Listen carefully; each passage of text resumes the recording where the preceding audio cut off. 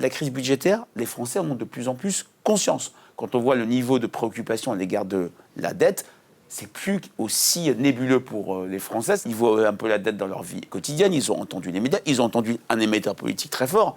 La tournée des adieux, François Bayrou, ça a été dette, les 5 000 euros par seconde, l'état de pronostic vital. Donc vraiment, ça rentre dans l'atmosphère. Mais là où le bas blesse, c'est que la prise de conscience de la crise politique est encore plus forte. On est dans un moment, mais je trouve... Ils comprennent ce qui se passe là en ce moment ? Je pense que personne ne comprend rien. La crise politique, ça amplifie une forme de désarroi chez les Français, puisque le rôle du politique en France, l'imaginaire du politique est complètement détruit. Cet imaginaire, c'est écouter, comprendre les Français et régler les problèmes. Il y a une petite porte de sortie que prennent les Français, il y a un petit chemin d'espérance, et ils le disent spontanément, c'est il faut qu'on ait une belle campagne présidentielle, une vraie campagne, non pas une campagne tronquée comme 2022, percutée par le Covid, phagocytée par la guerre, non pas cette campagne législative qui a duré 2 semaines et demie, mais quelque chose qui va permettre un reset. Un reset, c'est remettre le pays en ordre de bataille.